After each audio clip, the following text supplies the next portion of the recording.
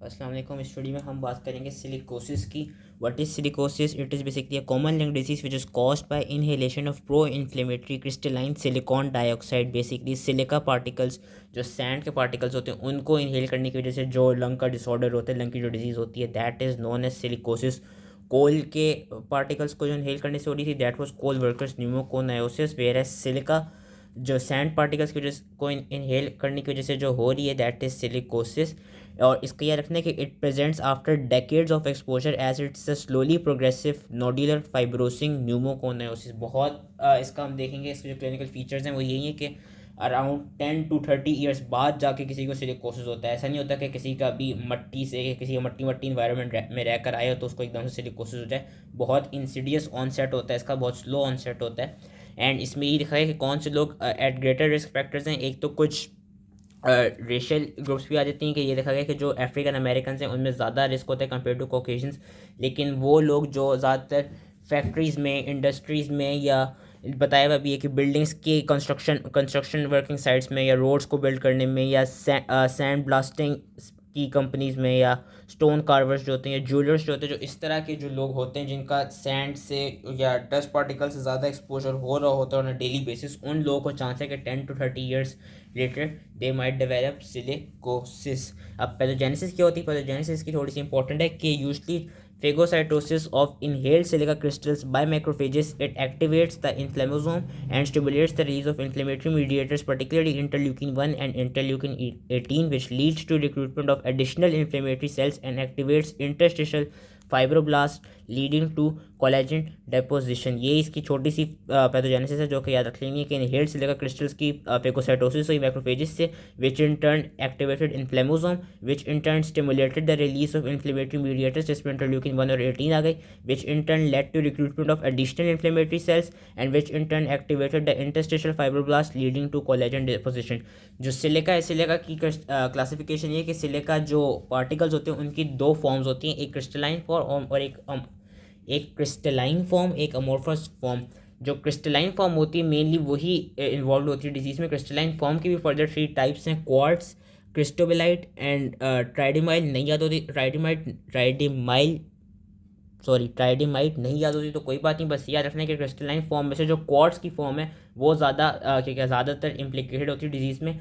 And जो crystalline form है, these are more fibrogenic. Morphology क्या है कि ग्रॉसली जो सिलिकोसिस होता है, it is seen as tiny, barely palpable, discrete, pale to black and. They would be black and अगर कोल्ड के भी कोल्ड डस्ट पार्टिकल्स भी इन्वॉल्व हैं, वरना normally tiny, barely palpable, discrete, pale nodules होते हैं in the higher lymph nodes and upper zones of lungs.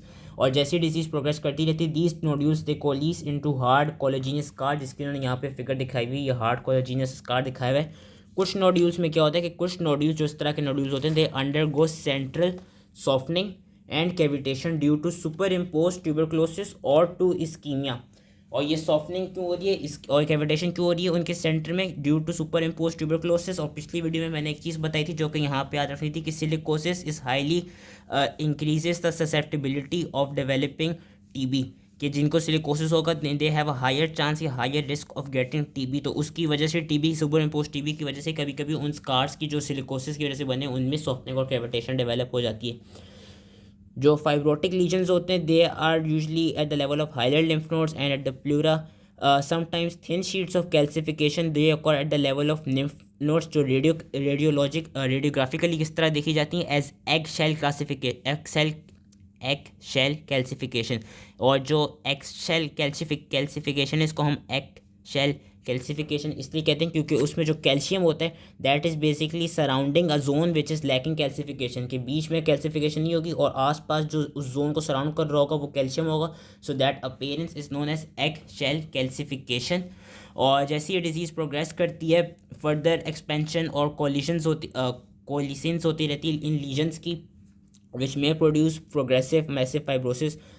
Microscopic level पे हमको एक सेंट्रल एरिया मिलता है of whorled collagen fibers with a more peripheral zone of dust laden macrophage, जिसकी उन्होंने यहाँ पे फिगर दिखाई हुई है। ये सेंट्रल सा एरिया यहाँ पे हम देख सकते हैं, बहुत सी वर्ल्ड अपीयरेंस हुई हुई है कोलेजन फाइबर्स की, किताब में ज़्यादा अच्छी फिगर बनी होगी। और ये जो आसपास का एरिया है, दीज आर योर, ये जो पेरिफेरल जोन है, these are your dust laden macrophages, ये सारे। So that was microscopic appearance, clinical features wise हैं एज आई सेड बिफोर। जो सिलिकोसिस होता है इसका ऑनसेट काफ़ी इंसिडियस होता है। नॉर्मली मोस्ट कॉमन जो है वो यही होता है कि it takes 10 to 30 years for this disease to develop. अगर कोई ऐसा केस हो कि जहाँ पे बहुत ज़्यादा एक्सपोजर हो रहा हो सैंड से, तो इट माइट बी एक्सलरेटेड और with in 10 years of exposure हो जाए। और अगर कोई ऐसा केस हो जो कि बहुत रेयर होता है, कोई लेट सपोज मट्टी में ही रह रहा हो कि उसका इतना ज़्यादा एक्सपोजर हुआ हो सैंड से, तो बहुत रेयर होता है कि किसी के लोगों को मंथ्स या वीक्स में डेवलप हो जाए सिलिकोसिस, वरना normally it takes 10 to 30 years for silicosis to develop. Chest radiographs पे हमको फाइन नोडुलैरिटी मिलती है upper zones of the lung पे। पल्मोनरी फंक्शन जो होता है वो नॉर्मल होता है या मॉडरेटली अफेक्टेड होता है। जो मोस्ट पेशेंट्स होते हैं ये do not develop shortness of breath until progressive massive fibrosis has occurred. Silicosis का ये देखा गया, जो मेन चीज़ याद रखनी थी कि it increases the susceptibility to tuberculosis and it also increases the risk of lung cancer twofold increase करता है risk of lung cancer में। जो ये वाला पॉइंट है ये इंपॉर्टेंट डिफरेंशिएटिंग है फ्रॉम कोलवर्कर्स न्यूमोकोनियोसिस कि coal workers pneumoconiosis does not increase the susceptibility to TB whereas silicosis does. And why does silicosis increases the susceptibility to tuberculosis? वो इसलिए करते हैं, उसके लिए ये लाइन याद रखनी है क्योंकि जो क्रिस्टलाइन सिलिका होती हैं they inhibit the ability of pulmonary macrophages to kill phagocytosed mycobacteria. So that was all related to silicosis. I hope you समझ आ गया हो, and thank you.